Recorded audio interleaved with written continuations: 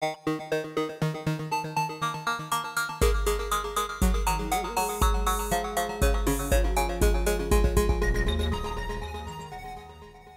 and welcome to another Frejid Plays RedPower Minecraft. So I've done a little bit of work around here. Just want to show this off first before we get going on what I plan on doing today. Been playing around with the microblocks a little bit for decoration. Don't really know how I like this, but it's okay. The idea was to make it look like there were wooden logs kind of holding up the edges here. Put a frame around the window there and used them as sort of a ledge for these chests. As you can see, I put the farms behind a glass wall here, cleaned up the tubes a little bit so that it's easier to actually see the plants, and can almost makes a little bit more sense about where everything's going. I can kind of show you that when we walk back there. I sped up the clock on the cactus because it would still bounce off, it would grow, bounce off against these backboards here, and then land right back on top of the cactus again. Didn't happen a whole lot, but it happened enough where I felt like I was probably losing too much cactus. So I changed the timer from every 60 seconds to like every half a second or a little less.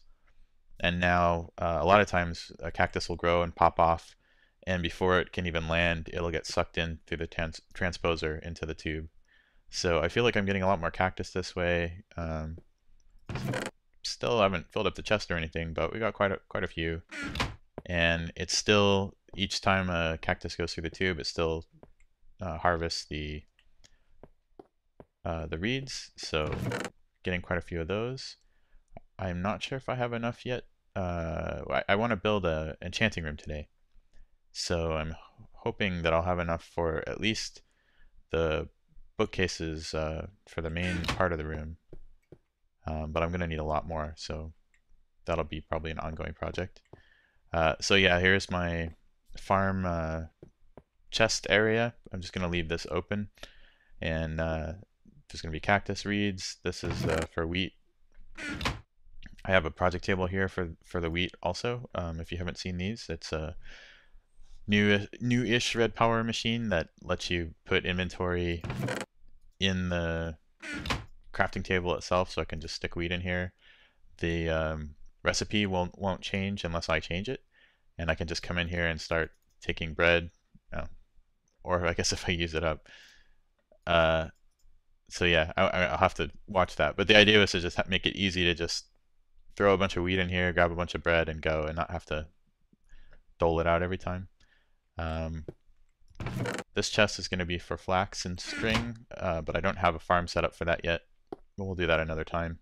And then I think this is, yeah, pumpkins, and this will be melons probably, but I don't have any watermelon seeds yet because I haven't dug to the abandoned mine that we saw in an earlier episode on the map. I have a button there, but I didn't use it. So, okay, this is the flax chest, and the tube goes nowhere yet, so that's just where that comes out. This is not a good angle to show these things, but just give you an idea of how these farms look now. Whoops, fell into the hole. Yeah, let me go up above. It's hard to see from down here. As you can see, I changed the wheat farm quite a bit. The idea was to make it similar to these other farms where there's sort of a 3x3 pod shape, but unfortunately I couldn't do that. I tried putting, these are all the dispensers in this sort of pinwheel configuration, and they dispense the seeds which grow into wheat. I had the block breakers above the wheat here, and the wheat wouldn't grow, and then I went and actually looked up on the wiki, and the wheat does need a block of air above it to grow, so something I didn't realize. So I moved the block breakers off to the side, and so these are no longer 3x3, but that's okay. The nice thing about this configuration though is we basically got 4 pods. There's one here, and then 2 below us, and all of these dispensers, the way they're laid out, are exactly the same distance from the center point, which is this filter right here, or actually that junction right here. So seeds will come from, I can put seeds in the chest, or when they get harvested, the seeds will just go straight into the chest. This filter is set to only pull out seeds, and so that'll go down this long tube back here, down into this junction, and this filter also only has seeds. I have two filters because I could have a retriever, which is like a remote filter, but I guess I haven't gotten that advanced yet. Haven't started working with Bluetricity or anything like that, so I just have one filter here, which will actually pull the seeds out every time it gets this redstone signal, and another filter here just to stop anything else from going into this part of the tube. And this part of the tube, it can be easier to show you from below, I guess. It's pretty easy to see that from starting from this point, it's the same distance to here as it is to there, and from each of these, it's the same distance up to that point as it is to that point, and then obviously each of these dispensers are only one block away from that point on each side. So when the seeds get pulled in through here, the tube system automatically, just by the way it works, will alternate which direction each seed goes. So the first seed will go this way, the second seed will go that way, the third seed will go this way. And the same thing happens here. One will go up, one will go down, one will go up. It's not perfect. Occasionally you do get a few extra seeds in one dispenser than the others, but I don't care. I just need at least one seed in each dispenser the next time the harvest cycle comes so that they'll be planted. And they're already, this one's got 27, this one's got 16, and that's a little bit misleading too. It would be more even, but I've been doing some of this, left a lot of the seeds in there as I was moving some of these things around, so they're not going to be completely accurate anyway. But as long as there's at least one, yeah, this is only got 5, could put a few, well, as long as it's got at least one, it'll be fine. And as you can see, I filled up the rest of the slots with sticks. That was a suggestion given to me by, I forgot who it was, Zurea0 on in the comments to an earlier video. So sticks cannot be deployed, so they just sort of take up inventory space, and that's fine. I don't need to fill all of these things up with seeds. So the timer is still set for an hour, so it's not very good throughput, but that's fine. I've got enough bread now, and eventually want to start getting some other food going anyway. It is about to harvest, but I don't think we want to just sit up here and wait for that to happen. Oh, I also have to be careful walking around on these things. Occasionally you can fall through like the cables or the tubes. Doesn't hurt too bad, but it does happen. Let's see what else. Oh yeah, so I wrapped this tube around this way. Before I think I had it going up and down in front of this stuff. Anyway, it looks a little bit nicer. If I make the flax farm, it'll probably be back here somewhere, or maybe above. I'm not sure, because I need to put the melon farms probably over in that direction. Okay. Oh, I fell. Oh, I was going to show, since I do have a few seeds in my inventory, I was going to go ahead and show what that looks like. So I'll just stick those in that chest, come back down here, and you should be able to see them. Well, they're coming out over there. They're going along, oh, the harvest just happened as well. So they're going along up there. The new seeds that we just got harvested are also coming up in this direction, and this filter is pulling them in.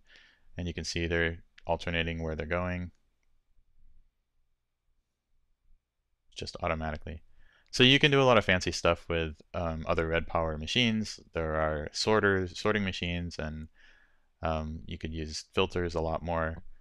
But this is a nice simple way if you don't really care how accurate it is.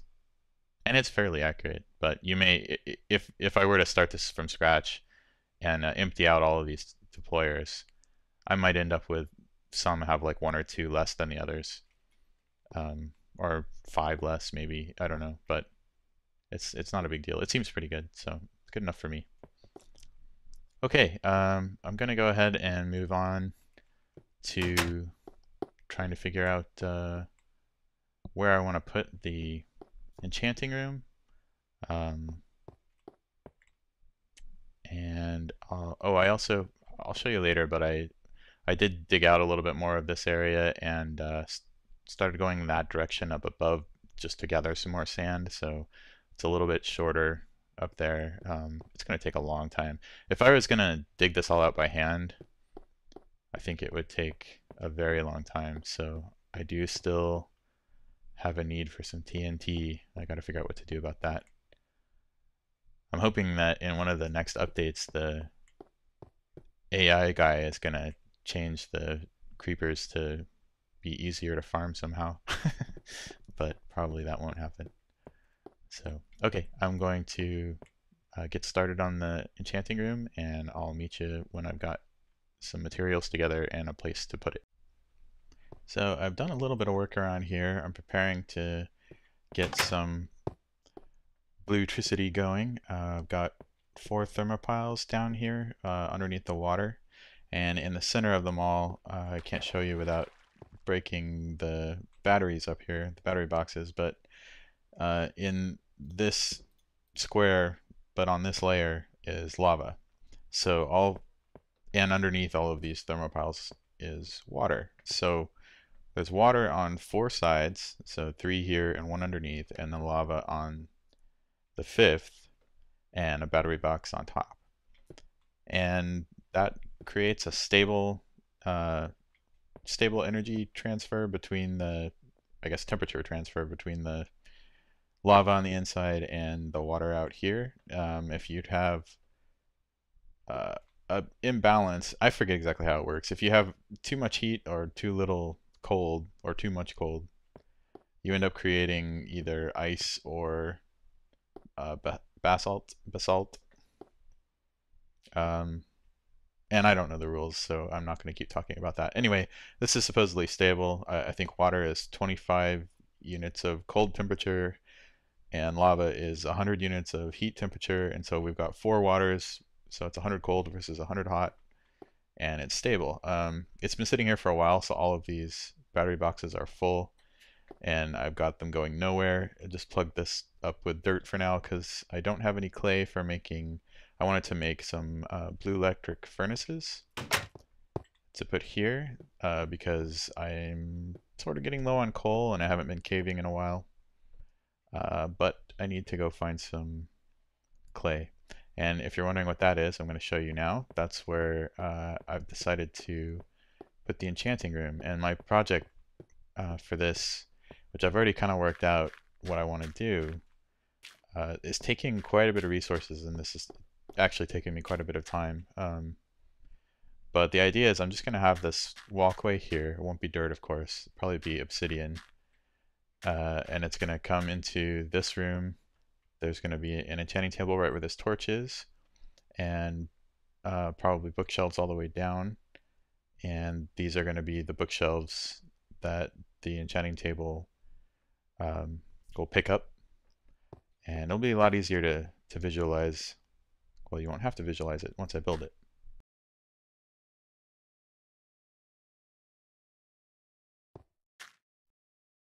Okay, so I actually went and made 4 more thermopiles.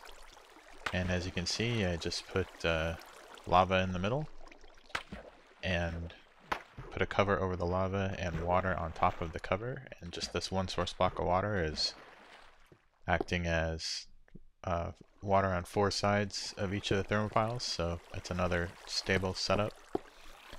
And they're all connected to the same batteries. And this seems to be working a lot better. You can see this one's draining already, and these are draining a little bit, so it's not evenly spread out. Again, I still don't really know what I'm doing with this stuff, so. But I've got all 3 ovens cooking, and they seem to be doing okay. I haven't had them cut out yet. I assume they need a little bit of recharge time after each one because these were all full when I started cooking. So yeah, I don't know, maybe I could do, kind of looks like I can do 2 full stacks on each of these ovens. Maybe, that's my guess. because it's almost done with one full stack, and this looks like it's getting close to halfway. So yeah, I think this will work okay. If not, I've still got my other furnaces in a chest, so I can always put them back over here. All right, everybody. I've finally got everything I need. And still a little bit short on bookshelves, but that's fine. I can add that stuff later. But I've got all the RedPower stuff I need. Pistons, I got all the cables, I got all the logic here. So, and the array stuff, we're good to go. So I'm going to go ahead and start building the Enchanting Room. And I will eventually clean all this up, make it look nicer. For now, it's just a temporary tunnel. And I think what I'll do is I'll just get started building it. I'll record some of the more interesting parts probably. So maybe we'll just do a little montage here with some music.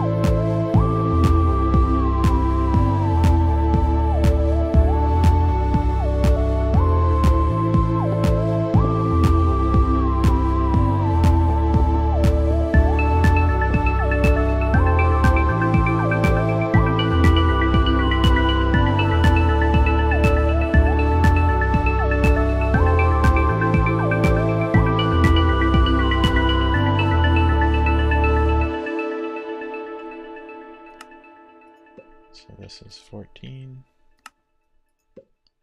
this is 50 and 23, this is 32, and this is 41. And the reason I know this is, I should have shown you this before I built it all, but basically each of these corners, if you think of these two bookshelves as the corner, and remember there is a bookshelf behind it that you can't see right in the corner here. So you've got 1, 2, 3, 4, 5, 6.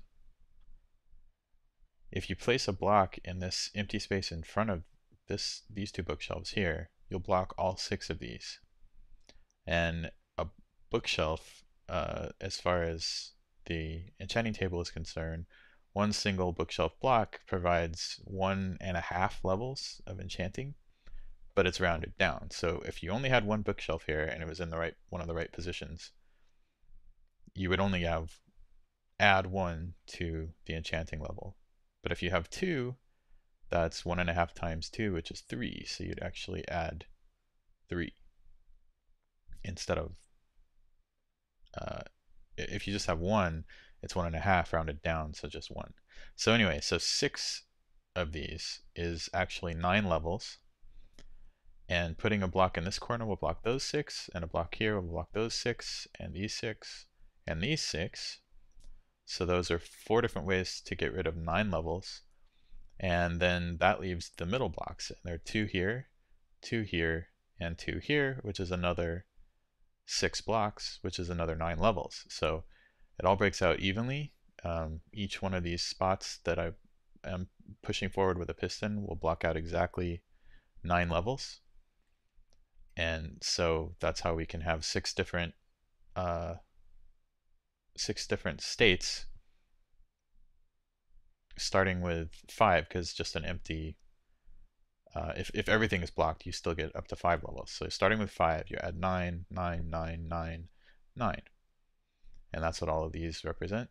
And so if I want to get my enchanting to limit it to level 14, I hit this button. It pulls out all but one of these blocks, which means you get the level 5 plus these 6, which is 9 levels, so 5 plus 9 is 14. And that was the button we hit. And you'll see if we go to the enchanting table, stick something in there, it won't go any higher than 14. There was a 12, another 12, 13, and if you do it long enough, you'll get a 14. There's a 14. Okay, so how does all this work? Well, the middle 3 pistons are this one, and then, you know what, I'm going to get rid of this. And this one here, which is the middle one. The gray ones. So those are hooked up over here, and then all the other colors go to the other 4 corners. And then that blue one up there is the reset line. So that resets all of the pistons, pulls everything back. So all those come in. This is all just a signal from the buttons. And they come in and go into some pulse formers. These pulse formers send a signal, just a quick pulse, to all the bottom wires here. So these long rows of wires going in this direction are what get the original pulse. Now, these particular cells here, this one, all the way to here, if the bottom wire lights up, these are called non-invert cells. If the bottom wire lights up, it'll light up the top wire. And you notice the top wire is connected all the way along. So what this means is that if any of these lines light up, this top wire will light up, which will send a signal to this gray line, which, if you remember, goes to the middle 3 pistons. So what this means is that if I hit the gray button for the middle 3 pistons, it'll light up this line, which will push those pistons out. If I hit the pink button, that will also light up this line, which will still push out the gray pistons. The green one will also. So any of the buttons will push out those middle 3 pistons. And I could have short-circuited this for that particular button, but I wanted to do this in a way that would sort of make sense visually. So, and it would be easier if I could get above to show you too. But if you look at the second line going across, this does not have a non-invert cell. That's just a null cell, so the bottom line and the top line just cross over each other without affecting each other at all. So the gray line, those are all null cells all the way down to that other section over there. So the gray line is basically only affecting the gray line, if that makes sense. The pink line comes in, it can affect the gray line, or the next one here, which is the pink line. But the ones after that, it won't affect. So it won't affect green, yellow, or I've been calling this pink. This is magenta. That's pink. So the green one comes in. There are 3 of them here. So the green one can affect gray, magenta, or green, but not yellow or pink. The yellow one comes in, and there are 4. So it can affect all of them down to that yellow, but not the pink. And finally, the pink one comes in, and it actually affects all of them. What we have on this side, so not only does this line go that way to affect the pistons, it also comes this way to set these RS latches so that the pistons stay on. So as soon as this latch gets set, this side will be red instead of this side, which will keep this line on. And that's all these are for. So any of them, as soon as they get turned on, they stay on. Now, this little triangular corner section of more non-invert cells brings the signal in from the button press and does kind of the opposite of what these do. So if I hit the gray line, which is the farthest one over here, it only affects the gray piston to turn it on. But if you come all the way down here, it actually affects all of these colors. See, these are all non-invert cells, and it's coming in and it's affecting all of them, except for itself. So it's sort of the opposite of what we have over there. And what these do, these are just buffers so that the line won't feed back on itself. And it comes over here and it resets the RS latch. So if I hit the gray line, it's going to set the RS latch on the gray line, come over here, turn on all of these lines except for the gray line, which means all 4 of these RS latches will be reset and the lights will go off, which means the pistons will retract. And then the blue line that comes in here, keep falling through. You'll see it doesn't affect any of the RS latches on that side, but it actually sets all of them on this side so that all 5 RS latches get reset when you hit the blue button, which is the top button in the Enchanting Room. Sorry if I'm not explaining this very well. I'm trying. So then on the way out, all this does, it takes all 5 of the colors, puts them in another cable like this, just so I can spread it out easier. And this is just a, I guess it's kind of like a monostable circuit. It just lengthens the pulse. It's a buffer to make sure that the pistons don't retract before they extend again. It was a problem I was having when I was testing this out. So the signal comes in to a repeater here to give it some delay, but it also comes in straight through a buffer, which will, if the signal was already on, it'll stay on even if it goes off momentarily due to some resetting going on. And if it goes off, it'll eventually go off. So there's a slight amount of delay, which is only 4 ticks whenever I hit a button, but that's just so that it's smooth and doesn't pull the pistons in and then push them back out again when I hit a button. And then that just comes right back down here and goes out to the pistons. Okay, so I went and made a diamond pickaxe. And we've only got 20 levels, so I'm going to hit the 23 here to limit it to 23. We're going to put the diamond pickaxe in and hope that we get a 20. Look, there's a 20 right away. Excellent. So it just spent all our levels, got efficiency 2 and unbreaking 2. That's pretty good. My first enchantment ever, actually. So pretty happy with that. Sure, I'll be using that quite a bit. Okay, so I just want to show you one more time because it's finished. Pretty much liking how it looks. I wanted to keep kind of a natural stone look around the outside. And you can see it goes all the way down to about there. There's the half slab floor. And as we go inside, oh, I've got it. There we go. You look down and it sort of looks like bottomless, and you can sort of scoot over and there's still a little bit of light, but I think it looks pretty good. And all of this works, of course. I've already shown you that. I've been enchanting some stuff here. I've got a efficiency, well, you saw that one. I have a knockback on my sword. I've just been enchanting a lot of stuff with level 1 or level 5 protection. I got a bow with power 1, which is kind of nice, and I'm up to level 9 again just from killing slimes around here, so I'm gonna go ahead and enchant this pickaxe. So let's see if we want level 9, put it on 14. Should be easy to find a level 9 this way. There's a level 9. Efficiency 1, okay. Better than nothing. Alright, thanks for watching. See you next time.